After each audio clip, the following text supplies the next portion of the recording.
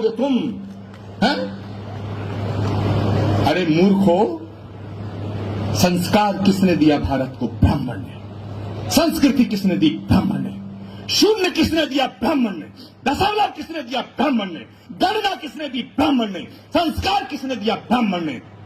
तुम ब्राह्मण का कर्ज 1, 2, 100 साल नहीं, कई युगों तक भी अगर उतारना चाहो तो उतार नहीं सकते। लेकिन आज उन सबको बधाई देता हूं, और जिन लोगों ने ब्राह्मण होते हुए इनको सहयोग नहीं दिया, उनके लिए भगवान से प्रार्थना करता हूं कि उन्हें सद्बुद्धि दे कि वो अगले कार्यक्रमों में सहयोग दें।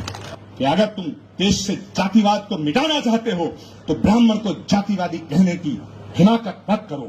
अगर ब्राह्मण जातिवादी होता तो पूजा रावण की करता, मर्यादा पुरुषोत्तम भगवान राम की न करता। अगर ब्राह्मण जातिवादी होता तो रत्नाकर वाल्मीकि को महर्षि की उपाधि न देता।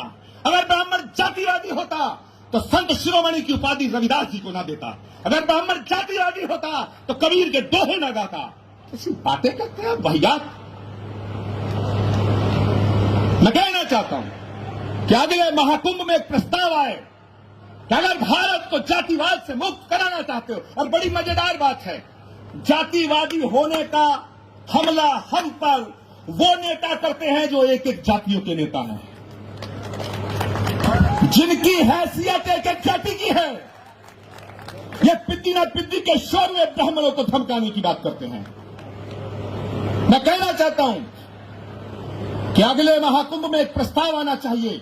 यदि भारतीय लोकतंत्र से, भारत की राजनीति से जातिवाद को मिटाना चाहते हो, और भारत के संविधान में बाबा साहब अम्बेडकर ने यह व्यवस्था दी है, यह हमारा प्रेम्बल है कि भारत के अंदर धर्म, जाति और लिंग के आधार पर कोई भेदभाव नहीं होगा। तो यदि यह व्यवस्था बाबा साहब अम्बेडकर ने दी है तो आप विद्वान जन सोचो, फिर ये जातियों के नाम पर आरक्षण भारत को विभाजित कर रहा है। जो मेरे इस कथन से सहमत है, जरा हाथ खड़े करके मुझे।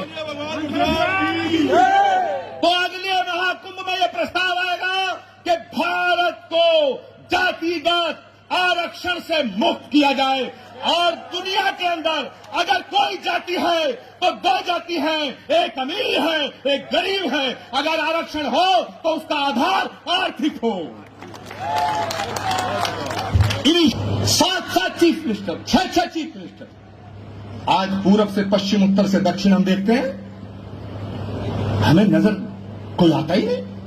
और इक्का दुक्का अगर कोई नजर आता तो वो कर्मकांड से ब्राह्मण नहीं लगता, व्यवहार से ब्राह्मण नहीं लगता, आचार विचार से ब्राह्मण नहीं लगता। मैं आज इस मंच से निवेदन करना चाहता हूं मेरे दोस्तों कि यदि ये यात्रा, और मैं इसमें यतीन्द्रानंद जी का भी साथ चाहूंगा, क्योंकि यतीन्द्रानंद जी एक बहुत ही सिद्ध संत हैं, लेकिन भारत की सत्ताधारी राष्ट्रीय पार्टी के साथ हैं। मैं कल की पीठाधीश्वर के रूप में सेवा में हूं, लेकिन मैं भारत की विपक्ष की पार्टी के साथ हूं, मगर ब्राह्मणों के हित में हमारे दोनों के बीच में कोई मतभेद नहीं है। आप फैसला करिए। मैंने तो कर लिया।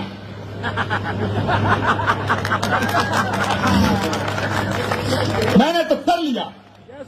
मैंने कर लिया।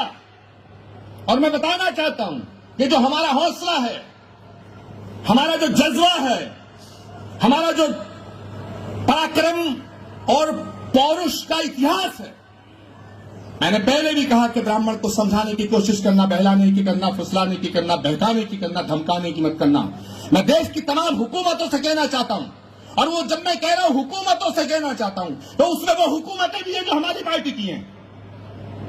मैं उन सब हुकूमतों से कहना चाहता हूं, वो हुकूमत भी है जो हम पे निशाना साधती है। मैं दोनों हुकूमतों से कहना चाहता हूं कि जज्बे शौक शहादत को क्या कीजिए,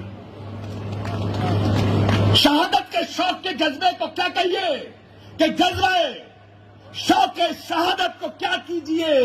आज हमने हथेली पे सर ले लिया, आज हमने हथेली पे सर ले लिया, और कत्ल होने से अब हम डरे किस लिए? कातिलों के मोहल्ले में घर ले लिया।